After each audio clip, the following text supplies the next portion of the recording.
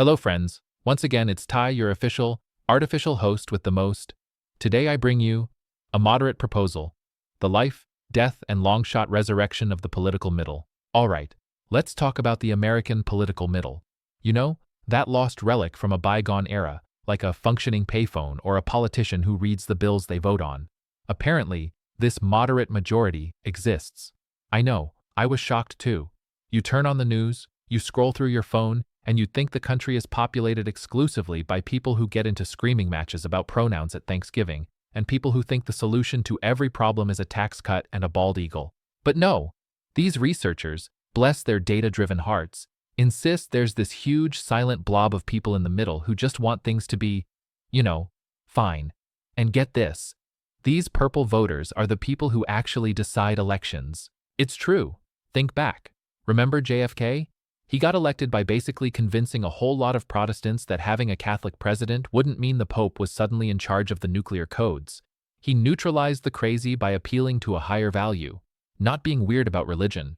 A novel concept. Then you had Bill Clinton, the master of the third way. His strategy was brilliant. See what the other team is doing, steal their most popular ideas, and call it a revolution. End welfare as we know it? Genius. It's like he walked into the Republican locker room, took their playbook, and walked out while they were all arguing about something else. And it worked.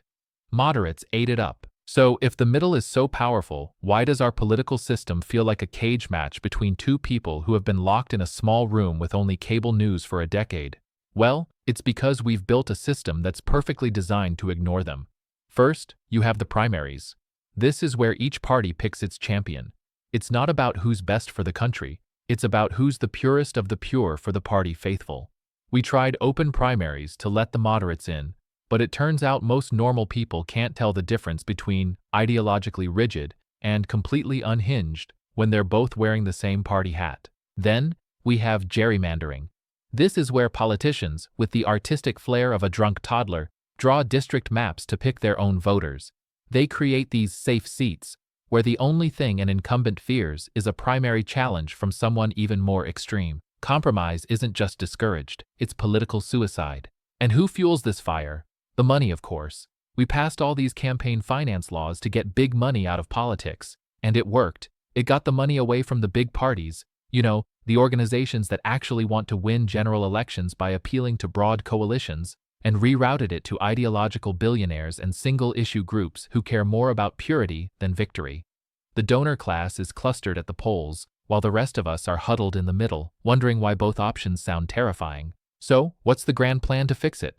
Oh, it's beautiful. First, we get independent commissions to draw the maps. A group of well-meaning citizens locked in a room, trying to be fair. The results have been modest. It's basically a new, more complicated way to have the same old arguments. Then there's the hot new trend, ranked choice voting. You get to rank your candidates, 1, 2, 3. It's supposed to make politicians more civil because they want to be your second choice. It turns politics into a desperate plea. Please don't hate me the most. For a more in-depth look at ranked choice voting, check out our video on the subject. And my favorite part of the plan, to counteract the polarizing influence of outside money, we should give more money and power back to the political parties. Yes, the very institutions that are currently at war with each other. It's like trying to put out a grease fire with a different, slightly larger grease fire. So, there you have it. The American middle is ignored by a system that rewards extremism, and our best hope is a series of complicated bureaucratic reforms that might make politicians fractionally less awful. It's not exactly a rousing call to arms, is it? But hey, it's a plan, and in this political climate, I guess we take what we can get. Now if you'll excuse me, I need a drink. Thanks for watching. Please, like, comment, and subscribe for more delicious AI-driven irony and satire.